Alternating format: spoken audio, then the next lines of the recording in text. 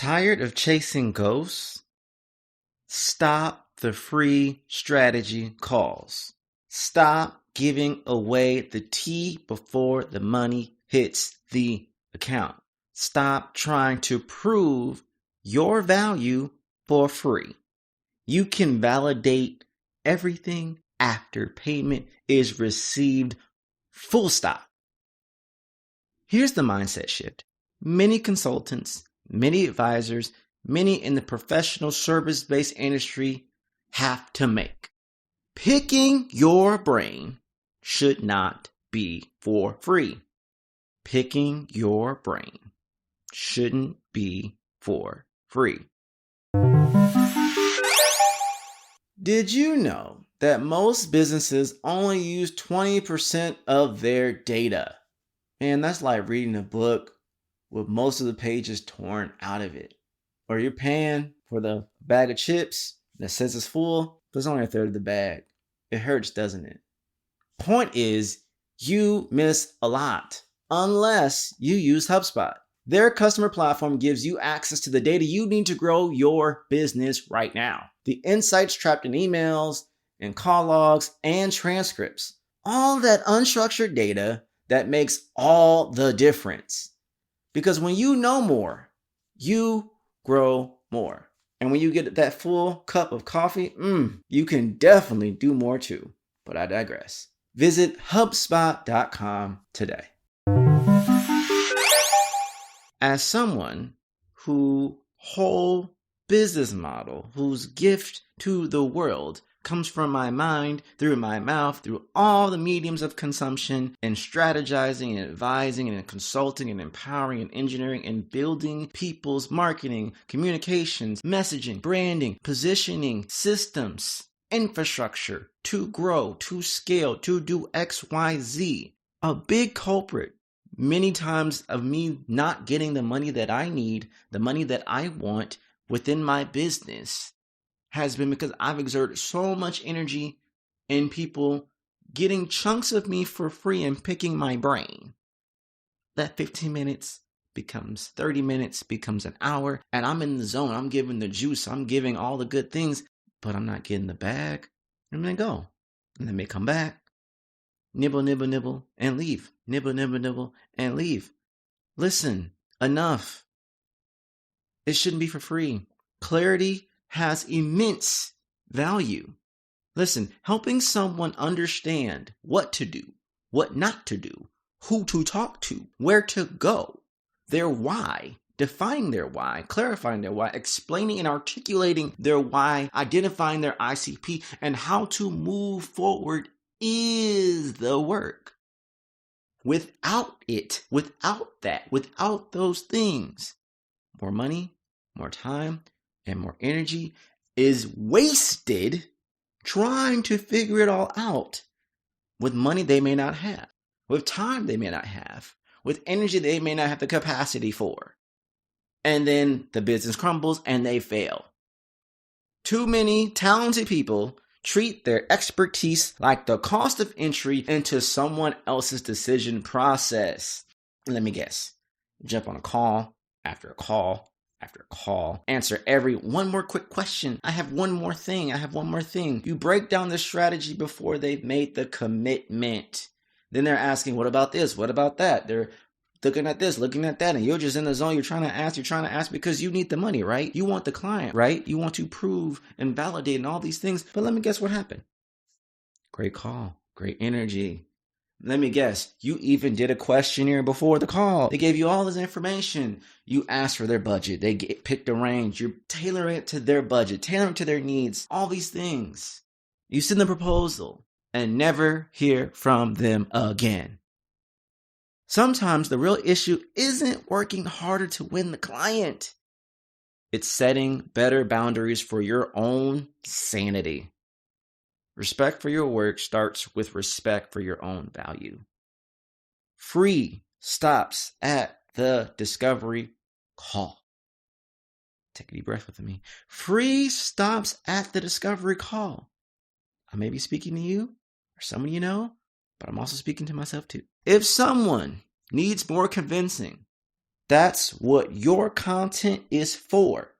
Send them your videos, send them your podcast, send them your newsletter, send them the resources and the assets you've already created. What's the point of a website? What's the point of YouTube? What's the point of social media? What's the point of case studies? What's the point of all these other things to guide, nurture, impact, empower, define, conquer, to get to the point of, I've read these things, I've experienced this, I get a feel for how you consult and advise. I like your frameworks. I like your tone of thinking. I like your positioning. I see the value of your work from your case studies and the demonstrations and the reviews. What more do you need from me? How much do I need to give away to demonstrate and prove I am who I am, I can do what I can do, and move forward? What's up, digital world? You're listening to the I Digress audio experience with Troy Sandidge. Social media, marketing, storytelling, business, culture, and more. Coming to you in 3, 2, 1. Respect for your work starts with respect for your own value. I can't say that enough. But doing 5 extra quick calls after a proposal just to be helpful isn't helpful. It's a trap. It's an infinity loop that 99.9% of the time doesn't end well. Consultants need to make money. Businesses need to make money. We all need to make money. We can all love what we do. I love what I do. But free doesn't pay the bills. At some point, the decision becomes very, very incredibly blunt, simple. Make the investment or don't. Either you're window shopping, continue, window shop. But don't come into the store, ask me a million questions, let me walk through every single thing in this store, go through price by price, the fabric of what is created, the journey of how it got here, how much quantity we have. I have other things to do. There's other customers waiting to be served and inquire. If you want to look around for days, for months, for years, be my guest. But you can't have me just standing there with you the whole time. Make the investment or don't. So here's the real question. At what point do you stop giving away free strategy and start protecting the value of your own expertise? And bonus, you fourth wall question. How many consultants are unknowingly training your clients, your customers, your potential clients or customers, your audience to expect your best thinking before the work even begins? I've been juggling with this for 10 plus years.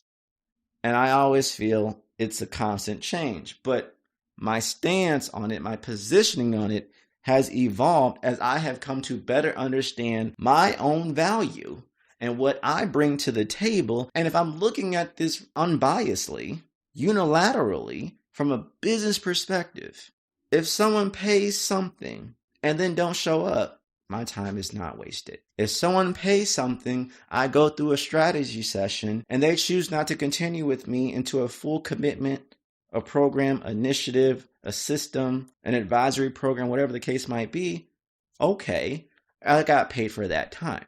If you're spending 30 hours a week giving free strategy sessions in the hopes that they choose you and you don't, and you stretch that out over a month, over 3 months, you're making no money.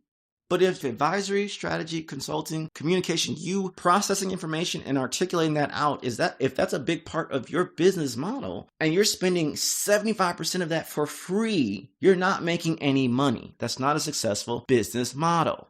At some point, we have to stop trying to, I'm going to play the freemium plan strategy, get enough, and then switch. At some point, you just got to make the switch.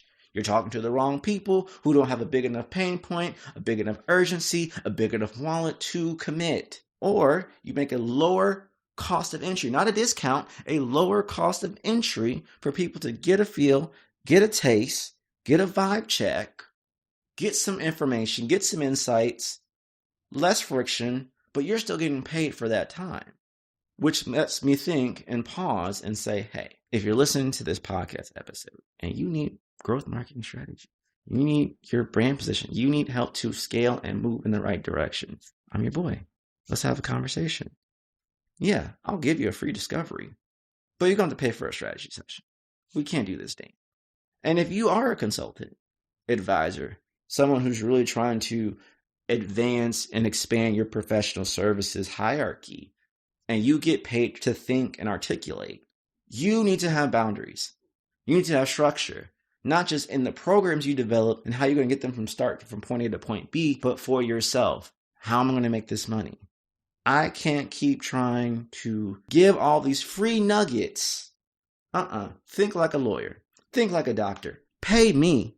You don't know what's wrong with your health. You don't know what's wrong with your taxes. You don't know what's wrong with your legal situation. Pay the accountant. Pay the lawyer. Pay the doctor. Pay the marketer too. Pay the strategist too. Because we're diagnosing your business. We're giving you game. We're giving you clarity on where we need to go. Now, the diagnostic the doctor may go through, that might not be the answer, but it gives you a good starting point to now explore, test, review, try out, all these different things. Why can't we work on that same level? Why can't we think in that same mindset? And the strategists, the consultants, the professional service providers that do think in that lane are the ones that are making bank. Why not you?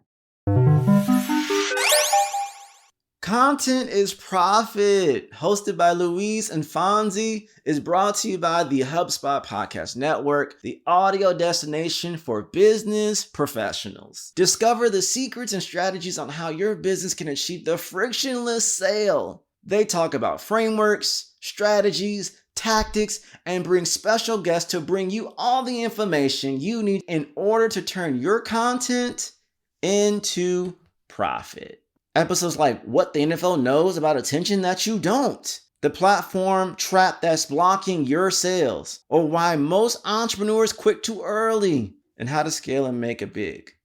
Giving 100 billion meals away and the hidden skill behind building wealth and impact sounds like good episodes to me. Listen to Content is Profit wherever you get your podcasts. If you're listening to this, one of these things are true. One, you need better marketing. Or two, you know someone who does. Because we all know cheap marketing costs you more money. Ads won't fix weak marketing. More followers don't equate to more revenue. Having an LLC doesn't mean people care. If your marketing isn't working and business isn't growing, maybe we should chat. I think sometimes people really genuinely think when things go right, they credit sales. When things go wrong, they blame marketing. But they also naively think marketing can solve a bad product. If the product is poo-poo, it's going to smell like poo-poo. It's going to look like poo-poo. And it's probably going to taste like poo-poo no matter what you do to it, no matter what you say about it, no matter how much you present it up. They can sense it. Marketing doesn't fix that. That's a product development issue. But if your systems are bad, if your operations are bad, if your value prop is bad, marketing doesn't fix that. Marketing reveals what you have. It can only amplify. Now, through marketing, you can optimize and identify tweaks to positioning, tweaks to other things by collecting data to pivot. However, marketing only amplifies what you got. So if what you got ain't of value to the right market, to the right time, the right place, to the right demand of urgency, you're never going to get what you need to get. Put 10 bands on that. Paid ads. Ooh, look at all the leads. Ooh, look at the conversation. But no one's closing. No one's securing. No revenue generated activity is on tap from the efforts and energies you're putting into it because it's not valuable to the people you're talking to. But blame marketing for that. Please stop. It's 2026. We're still doing this dance. We're still navigating these things. Like, why? It's unnecessary. Let's transition. Let's transcend to a higher level of thinking and hierarchy of understanding that marketing is an asset. It's the bloodline of your business because it communicates through all the levers internally to keep everything running externally for people to see and identify and gravitate towards. Yet we keep wanting to think, put money into paid because it's going to drive X, Y, Z. We get 1,000 leads, 1 close. We get 20 leads from organic, but 5 to 8 close. Better ratios, less money going in, more money coming out, higher profit margins. Not saying paid doesn't have its place, but wouldn't you want paid to have its place once you know organically without doing the work it's going to work? Now paid amplifies the amount of volume, of ratio of people seeing, identifying, going through the funnel to come to you. versus pushing out heavily paid with no unproven success, with no time to evaluate the funnel system, to identify all these different things. What are you going to do? Now, yes, there are cases where paid makes sense to push if you're trying to break through AEO, GEO, and SEO, and you're competing with other brand names of similar value, and you're trying to break that market, or you have a low friction, high value product that is just a numbers game at this point to prove concept, and all those things. There's cases for that. But in many cases, people default to paid, hoping it's going to make the value, make the margin, make the amount of money you need for your quarter, and then it doesn't, and then they get mad and they just go down. No, stop this game. Can we please do proper diagnostics and proper marketing etiquette for once? Please. But I also have to acknowledge that many people are taught wrong. We look at certain business models and think that's the way for every business model, every marketing campaign, every initiative. It's either one extreme or the other. We're going to go heavy paid, we're going to go heavy influencer marketing, and you don't have a construct valuable enough with the right tonality of marketing, branding, communications, positioning, and community activation and advocacy to even warrant either one of those extremes. But we think anybody can do it because now we have AI and now everyone's not going from high production. We can use our phones. Okay, great.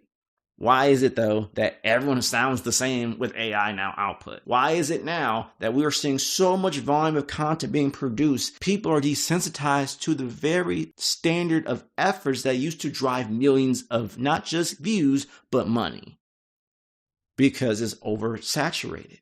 So what's going to work? Something real, something authentic, something unique and different, which takes creativity and time. So this is why I keep telling people, yes, AI is here. It's an extension of the tool, but you still need a human brain, a human creativity, not only to prompt it, but guide it, modify it, optimize it for output that's actually going to connect to other humans, because we still need human to human connection. So what the volume is greater, if it doesn't connect to the human, it doesn't matter. It won't work and you failed. So what do we do? How do we navigate? These are the questions that people ask all the time, but they can't find the answers because they're looking at it through the wrong lens, applying the wrong frameworks that don't apply to them because they haven't done the deep work of what their business does, their value, and how they want to be positioned in the market to their ideal client or customer profile, to their community audience that makes sense. They don't invest in building community. They just want to collect the dollar. And if that's your only objective, that may work for a little bit, but people sense it and they back out. You go peak big money for a minute and then it fades out. If you want sustainable growth for a long stretch of time, that's also scalable, impactful, community-driven, to a point where you're spending less money, but you're still retaining the customers and clients that you have, the brand positioning and perception that you have. It's growing because you've done the legwork to do proper marketing etiquette, proper community advocacy etiquette, good communication, good brand positioning. That's aligned to who your ideal customer or client actually is. Not smoke and mirrors, not just a numbers game. I don't know in totality how many people actually listen to my podcast. I know how many people download. I can look at watch time and listen time. I can project based off of engagements and shares of clips and all these different things. I can see which countries, I can see which tools, I can see which medium devices, which platforms, the fall off. But that doesn't mean other people aren't listening. But that doesn't quantify how many people are actually listening within that one source of truth in that node. It also doesn't mean that if people are selectively listening to certain parts of the episode to get what they need and they move on because they feel inspired, they're ready to go, great. We have to interpret data differently. It's not black and white. It's just not that simple. So ask yourself, am I doing marketing well? Do I need help with my marketing? How are we moving? How are we navigating? If you're a consultant, if you're a service-based business, a professional service business, if you don't tag at Find Troy, reach out to me on LinkedIn, Threads, Instagram, doesn't matter. Hit me up in the DMs. Tell me how you feel, where your headspace is at within your service, within your business model, because I'd like to know. I like to get people on, get some information, and highlight some success stories. Or, hey, these are the challenges that I'm navigating. What do people think? How do I make this work in this year of my Lord and Savior with the rise of AI and everything in between and the world partially on fire and there's chaos everywhere, global things everywhere? How do I survive? How do I thrive? How do I navigate and guide and attract the right opportunities for my business? Let's talk about it. Let's see what's going on in the world. But I will say this, you need to make sure your positioning is good, your price strategy is good, but ultimately at some point you have to have boundaries on how much you're going to give away before you say enough. Because I'm pretty sure if you've gotten this far, something landed, something stuck. You might be mad at me, you might be upset at the situation or the reality. You're right, Troy, but what about the volume? So what? If you could position yourself to have people self-eliminate yourself, there's an episode on I Digress. I talk about disqualify quickly. And in that episode, it's very clear. I'd rather people self-eliminate themselves to save me the friction of having all these meetings on my calendar and they're not the right fit. They're not ever going to pay. They were never going to explore the trueness of the opportunity. So why entertain that? In episode 26 of I Digress, Disqualify to Sell, it breaks down how to save time and improve your results. It's always better to eliminate early than to hoard the possibility that never happens. That means every time you engage, you're losing money, you're losing energy, you're losing time from possibly people in the pipeline who actually want to do business with you. So we go back to the window shoppers, those who are eating a lot of your time, walking through everything, and you got other people lingering around the window or walking in the door that you are not going towards who actually may want to buy right now in this moment because you're so fixated on this person giving all this time and energy that they never came into the intention to buy. They just want to learn what they can learn and see if they can find something much cheaper somewhere else. If someone comes into the situation already with the intention not to buy from you, but to compare apples to apples, there could be an opportunity where they may want to then do business with you later after they do their research, for sure. But more than likely, if that energy is coming in and all they're asking about money, well, you probably think that, well, my prices are probably too high for you. So why entertain the thoughts to convince them? Look, I have a low offer. I have a book for under $20. I offer a group strategy sessions at $99 a pop. You can join that. Whatever the case might be, offload them. Your time, energy is valuable. Don't get caught up in just, look how many people are going to my website traffic. Look how many people book a call but never buy. Look how many people look at my demos but never go through the product line to actually activate it. In some cases, playing the numbers is honestly not in your favor when the longevity of the numbers are basically demonstrating you're wasting 75% of your time not doing revenue generated activities because you're so stuck at the top of the funnel having conversations with people who don't care. At some point, you got to shoot them out. Some people are like, I don't want to put my pricing on the website. I don't want to put my pricing on the call. I don't want to charge for the call. Then don't. Then keep coming back to me complaining about how you're not making the money that you want. Because at some point, you're going to eliminate all the people who were not ready to work with you. But you're going to position yourself to attract the ones that do if you do your marketing positioning well. Price strategy, y'all. Price infrastructure, y'all. It's a whole process. It's intuitive. It's different. It's unique. And it's required to adjust weekly, monthly, maybe even daily, depending on your business model and who you interact with. Also, you can modify and adjust your value props and your price infrastructure for different businesses. In most cases, what I may charge a nonprofit for mission-driven activities and strategic empowerment may be completely different than what I charge for enterprise level strategy differences. A completely different totality, energy focus, marketing and messaging focus, which requires different dynamics, which is justifiable for different pricing. And you don't have to fight or convince or prove to anyone, this is the price for this. And if they ask, well, that was the price for that. I don't have to have a standard set price for every single person who walked through that door.